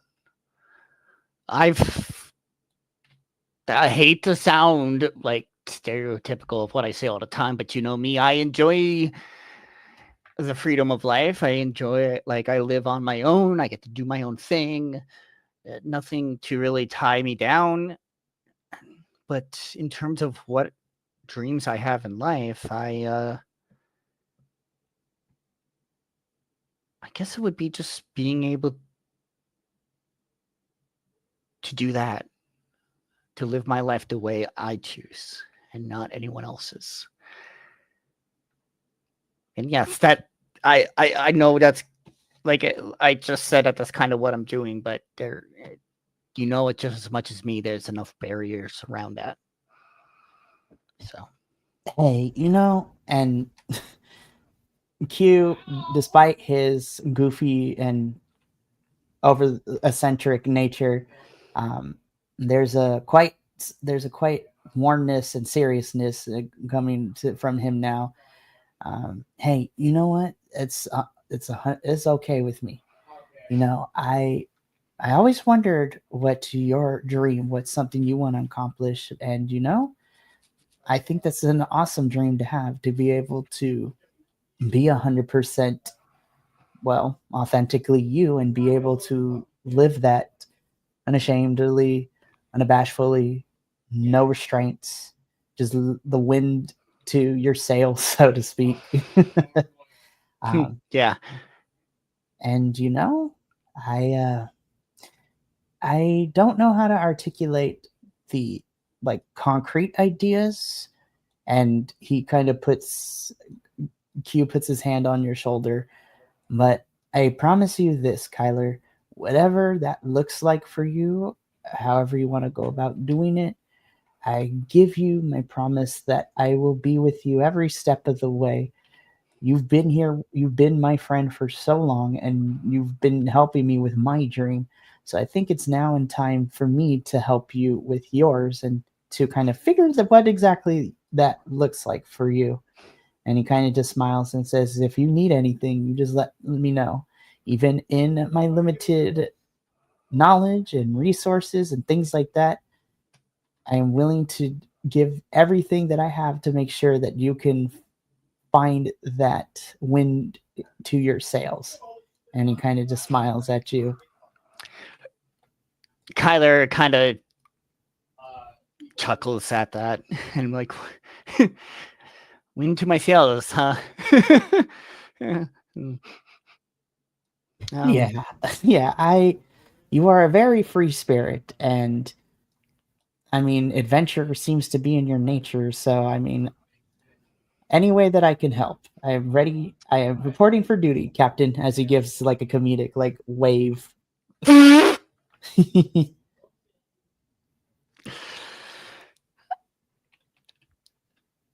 Thank you. I seriously mean it. Thank you. Sometimes I feel like I can use all the help I can get with figuring out this whole life thing. I feel like we all kind of need that ever so often, and I mean, from the little you told me too, and it kind of makes me jealous, but not really. But he's comedically be like, and I'm so jealous, but he's doing a comedic fashion. And it seems that you found some other people who can kind of resonate with you too. What were their names again? Atticus and Phineas, if I remember their names correctly. The few times you mentioned them. Yeah. Oh, yeah. They're awesome. Kind of a trauma bonding kind of friendship, but a friendship nonetheless. Hey, you know what? Sometimes that's how it starts, but we can't. But as we get to know each other, that can grow into something more. Yeah. But oh, I'm yeah. Have I introduced you to them yet? No, I don't think so. I think there have been a couple of times we were supposed to, but then either you or one of them got busy. Personally, I thought it was because of me. No, I'm just kidding. Oh. No, I know they're busy, but hey, you know what? Maybe, well, let's get through tonight. And then if I survive the opener test today, maybe you can invite them to the food truck one of these days. Oh, absolutely. I know they would love it. Speaking of food truck, as Q looks at his watch, we should probably get going. We got to get to the spot really quick so we can make final preparations and get ready for grand opening tonight. Oh yeah. Yeah, definitely. Let's go. All right. And so Q puts all the stuff back in his bag. The both of you walk out of the market and you board your way back to Q's house, where underneath a tarp outside he pulls it off and it is his food truck. So this is a very interesting food truck in the sense that this little food truck is like the typical size of one, but the make and model of it, think of it as like a surfer Volkswagen, if you ever seen one of those. So it's like a surfer Volkswagen make and model food truck. So it's got the little so it's just like I like it. So it's painted out in like some psychedelic colors. It's like what happens when you get it's like what happens if you took the colors of the Mystery Machine from Scooby-Doo and plastered it on a food truck. Nice. So those very like neon oranges and light blues and like lime greens and stuff like that. So hey, you know what? It works. It works for me. So the two of you get in with Q driving, you in the passenger seat. You guys have the radio blasting as you make your way down the sunset lit hills of Chrysalis Bay. And then you find your way over to what seems to be like a warehouse district, which has lots of open spaces where anybody who's been to a food truck place or a food truck festival, y'all know that we got lots of food trucks lined up in these areas. There's licenses and things like that to use the empty property like that. So as Q rolls in, there's a couple other food trucks, but he shows the permits to the vendors and everybody there, so he can be there. And you two begin setting up shop. And after about 25 minutes or so, you guys are finalizing preparations. So everything's ready to go for Q's grand opening. And as you are kind of putting finishing touches, the sound of the quaint and the quiet of this nice dimly lit kind of like string lights aesthetic going on. It is interrupted by a loud screeching of tires, and coming on the other side of this block, screeching in, is this very luxurious and neon lit black food truck. And as soon as it stops, the neon signs and the holograms begin. This is a very high tech food truck. Oh And Lord. as soon as everything starts turning on, you hear everybody start to murmur, get excited. And as you turn to Q just rolls his eyes, is like, "Oh, great. I heard he was going to be here. I kind of hope he didn't show up, but all right. Well, we're going to have to deal with this. So this should be fun." Oh, this one a bit of a. They seem kind of obnoxious. Yeah, well, They also look obnoxious. yeah. So, all right. Well, I mean, let me give you a quick rundown. So, that food truck over there belongs to Mason Zhang. He how do I put this nicely? He is also a chef, but he is more about the promotion and modernism of cooking. And he is very into the 21st century when it comes to his ideology of what food and cuisine should be. And while he is wildly successful, he's got like 5 other food trucks in other areas around Chrysalis Bay. He's also kind of a dick. Yeah, he kind of seems so. Think of him as like what was that YouTuber's name? Mefri Mar. He's kind of like that, the food culinary version of that. Complete dick, gaslights people all the time, says he's going to expose other cuisine, gets in drama with other food trucks. It's kind of crazy out here. I see. We're trying not to get sued out here in this game. Right. Oh God. Be like, my little heart could not handle if that actual person came after us. No. I'll be like, well, that's it, you guys. It was fun. Yeah, so yeah, he's kind of a dick. And me and him have gotten into, we'll call them disagreements. They haven't been fistfights yet, but we have gotten into some disagreements because I don't want to say anyone's way of thinking about culinary and how they view food and its relation and what it's supposed to signify to people. Everyone has their own viewpoint of this. But I don't know. Since he got backed by, the Yum Time Corporation, I don't know. These modern food trucks are starting to push out a lot of the locals food trucks that have been around forever.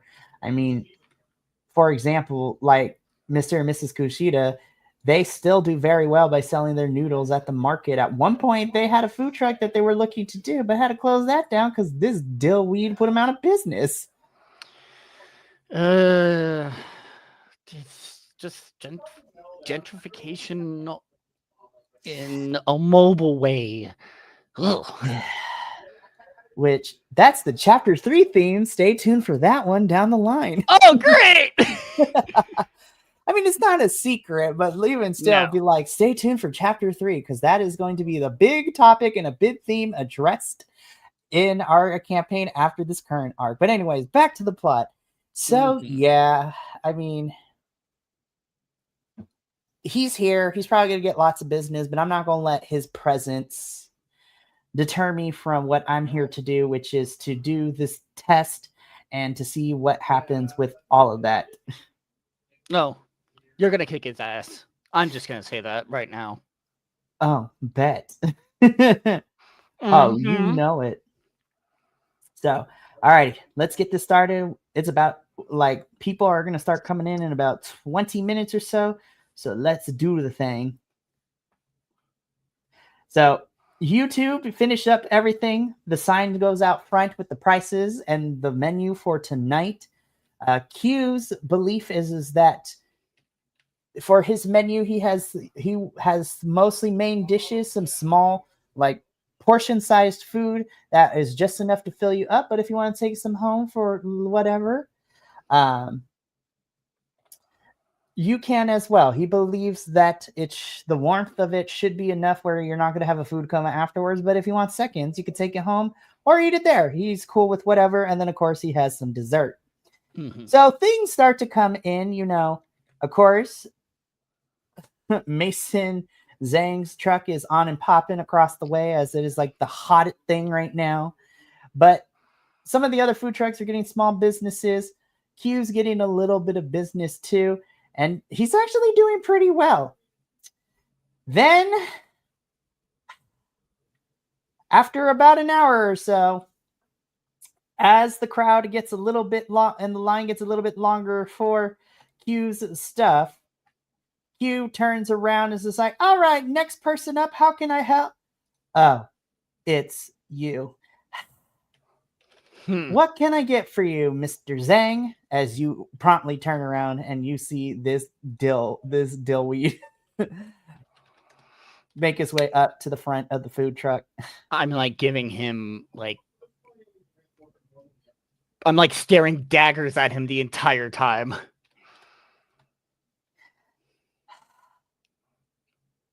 Yeah, what can I get for you, Mr. Zhang? And again, Mason is kind of still has the glasses on, even though it's nighttime. Just stares up and down at the menu, stares up and down at the food truck, and is mostly talking to Q. But Kyler, you're within the vicinity to see and hear all of this too. So he's like talking to both of you, mostly directed at Q, but you're also part of the conversation since you're in this food truck as well. Mason just smiles and says, "Wow, you're really going through with it, huh, Q?" I mean, I'm looking at this menu and I'm gonna be completely honest with it. Anything on this menu coming from a garbage of a food truck that smells like burnt hope, and your psychic over here looks like he just fell out of the ramen commercial. Bold choice for the marketing. On the side of him not facing the guy, he puts his hand down as if he was gonna reach for his pistol that he normally has when he's in his pirate form, and be like, "Damn, no, we're not there yet. We're not there." Sensing this animosity, Q just puts his arm up to kind of like calm you down and not to do anything hasty. Well, Mason, may I call you Mason? No, too bad. I'm gonna call you Mason. Look, I told you I don't want any issues. Okay, I'm here trying to do business like you. This is my first night. I'm not here to compete with you. I'm here to do my testing and then to fix what needs to be done. Are we gonna order something or not? And Mason again looks at Q and says, "You don't get it, do you? This isn't about food. It's about branding, consistency, control. People don't want soul Q. They want sauce packs and Instagram posts. And I'm happy to serve them exactly what they think they want." And yeah, and I can't wait to show you on Instagram covered in your sauce packs when I'm done with you.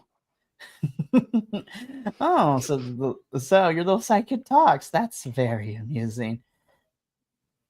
Mason, leave my friend out of this. This is between me and you. He's here to help me for tonight, but you leave him alone, okay? And it's like, all right, I won't say anymore. I will do as you please, but come on, Q. I give people what they want, or at least what they think they want. You're all heart and no execution, still chasing that fantasy where food changes people's lives. It's cute. Sad, but cute. And then Mason kind of turns to face both you, Kyler, and you, Q. So here's the deal. There's a food festival coming up in about a month or two. And feel free to roll up to this festival with your flavor experience and your feelings and we'll see how long it takes before the crowd picks a real chef. And as he turns around, Mason kind of cocks his head over his shoulder and says, "Remember, Q, passion's not a recipe, it's a liability," and just walks away smugly back to his food truck. So, Kyler, as you are, well, I mean, you have your whole plethora of emotions that you're feeling witnessing all this. You turn to Q and you see Q's face kind of in a calm demeanor, but underneath the visibility line of the counter of the food truck, you see Q kind of holding on to this rolling pin that he has it underneath as he was finishing up rolling out some stuff. And you see him begin, his hand begin to turn a bright red as he's clenching this thing with all of his might. And while he's not going to, it seems that if he wanted to, Q could possibly snap this thing with the rage that you are sensing coming from within him in this moment.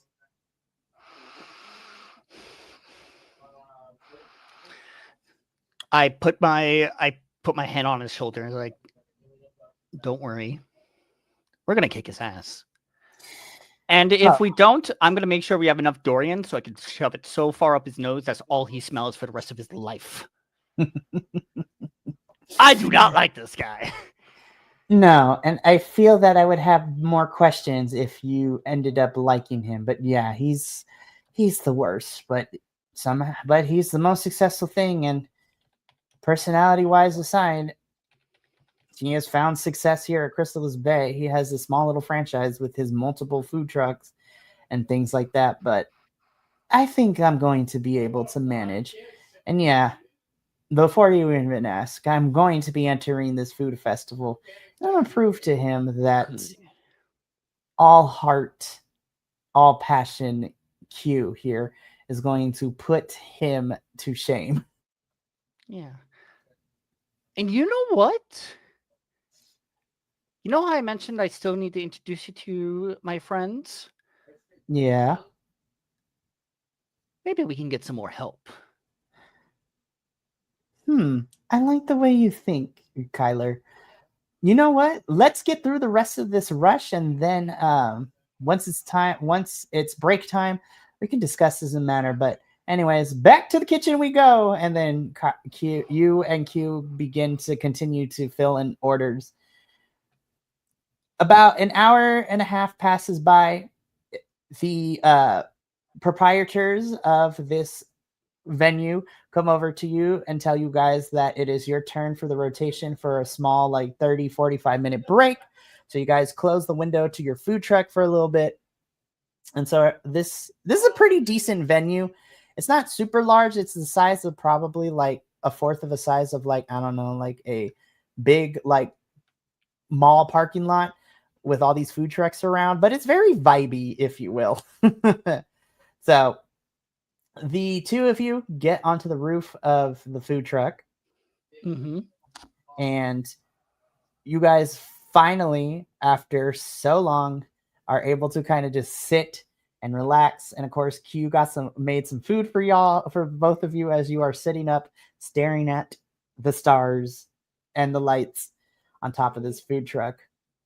Oh my gosh, I can't believe we actually made it, Kyler. Whew, that was a lot. Yeah, but look at us. This was amazing. Oh my goodness. It was. We did pretty good so far, and we got about another hour after this to finish up, but oh, um I I don't think Yeah. I don't think I can articulate in enough words of how much joy I'm feeling right now. You don't have to. I could see it. Well, look at you, Mr. Observant, but I would expect nothing less from you.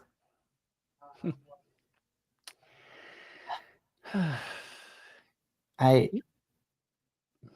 know I said this all day today, but I, from the bottom of my heart, cannot express the gratitude and the love and all the other adjectives that I can't think of right now to express how much your help has gotten me through today.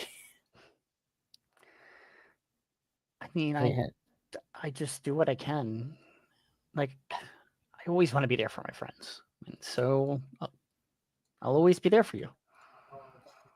And I appreciate that, and I know you will. And Q kind of puts his food down and grabs your hand and holds onto it and says, "This is like," and like I said at the market today, I am going to give you that back 10 times fold. Whatever you are looking to achieve, whatever this dream of yours looks like, I'm going to be with you every step of the way. You've been there for me for this long. I think it's time I return the favor." And he smiles as he's still holding on to your hand and kind of just squeezing it a little bit. Thank you. Oh, anyways, I think we should probably finish up. Yeah, it's getting late, isn't it?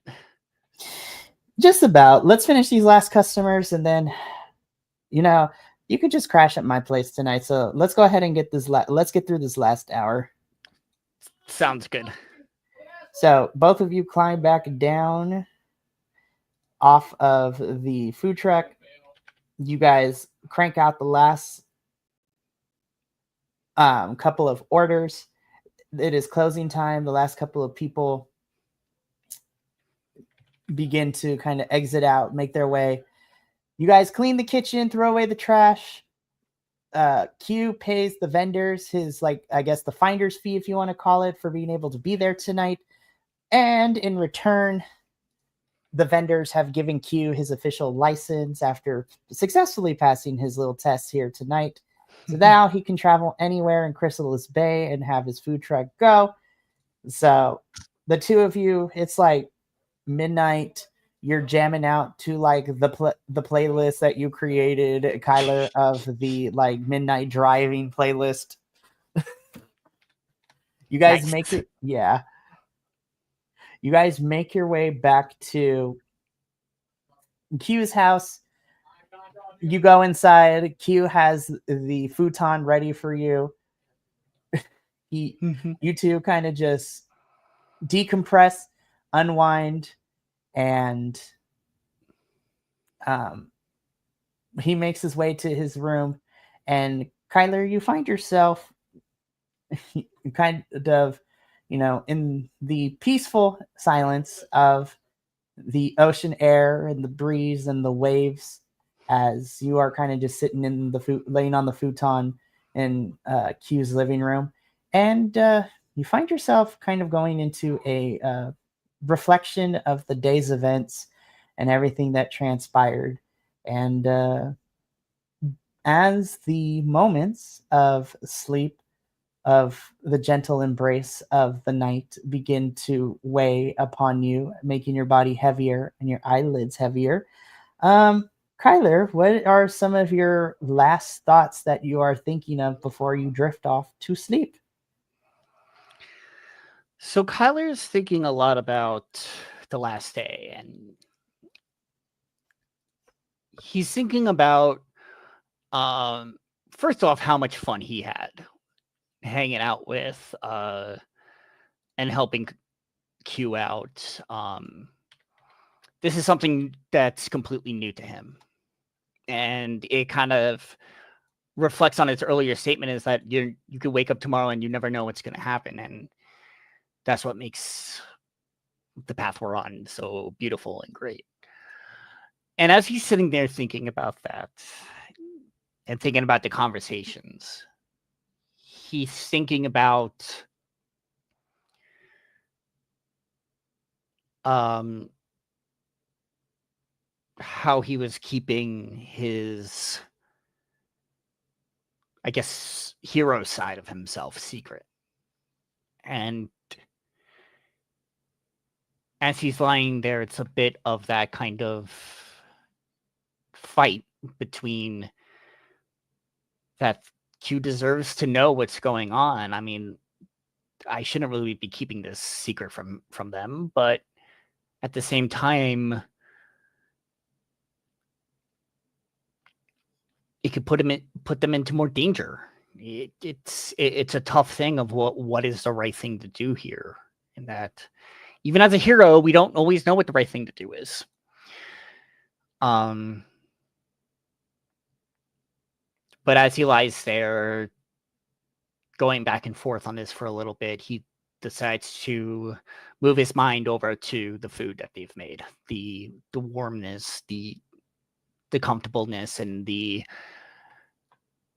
enjoyment and joy just in general that it gave. And he decides to finally close his eyes. So, Kyler, as the thoughts begin to fade away, as the vision of Hugh's living room begins to fade into the heaviness of your eyelids, you finally find yourself into the embrace of sleep as you find yourself at a crossroads, if you will. And knowing that come what may next, there, while you have your hero side of the responsibility to fight the power of ignorance, learning how to balance that and to be a human being on the other side of it, especially the difficulties of whether or not to include the people you care about into the knowledge of this whole entire existence of superheroes with powers and ignorance and things like that. Those are some heavy questions that you're going to have to come to terms with as you continue being a hero. Mm-hmm. But the beautiful thing along that, as well as even outside of Q, you are starting to form a friendship with the others that find themselves in the same situation. Atticus, Phineas, and the words of Mother echoing in your head of just a support system coming to walk alongside you. You don't know what the future is going to lie, but at least you don't have to do it alone, or at least you hope you don't have to. And as those thoughts begin to fade away, for all intents and purposes, the camera kind of zooms out of Q's house, and both you and Q sleeping in the beds, exhausted from the day's events, growing a little bit closer and making a promise to each other that the dreams that each of you have will succeed, and that you both want each other to be a part of that journey, and it's going to be a beautiful one to follow. And that is where we're going to end tonight's episode, on that lovely little feeling. Oh, yeah, man. I mean, I really love these ooey gooey moments too. They're a lot of fun to do, and I'm just like, social rank up. No, just kidding. right, right. No, Oh God, I'm playing Persona 5, the Phantom X right now. So, woo! Yes. but yay! No, that was fun. Oh, I had such a blast. Oh my goodness. I love the major arcs that I have planned, because they're a lot of fun, very superhero-y action. But I also love these smaller downtime moments, because I feel like, I mean, there will be opportunities for your guys' characters to do this, but I love doing these character spotlights because it gives us a chance to to peel a couple layers back. We got some hijinks. We got introduced to Q's rival for who's going to be a pain in the keister when we get to chapter 3's arc, which is going to be fun.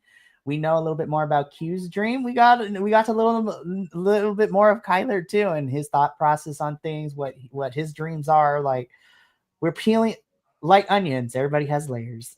Yep. Oh yeah. Oh my goodness. But that's going to be it for us here tonight at QUEERZ. I would like to thank everybody that tuned in, chimed into the chat. Thank you so much for following us on our little special side story adventure. It's so much fun to be able to do this. And While you might be sad, where it'll be like, no, we ended. I want more. But that is okay, because I promise you we will not be gone for long. We will be back in 3 weeks, Saturday, July 26th, with our next session, where hopefully everybody will be able to be here, and we will continue the plot of what is happening at the Chrysalis Bay Performing Arts Academy. Will our heroes be able to make the concert go off without a hitch? Will they be able to change the heart of the music director who's kind of crushing individualism there? Who are they going to get to help them in this endeavor? Well, you got to come back on July 26th to figure all of that out. But I would like to thank Halfling Wizard Productions once again for allowing me to tell this story here on this platform.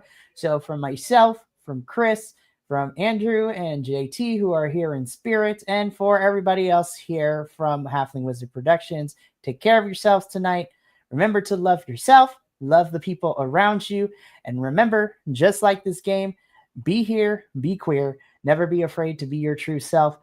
But until then, we'll see you later. But this is Q Master Mikey and crew signing off for now. Ta-ta. See you later.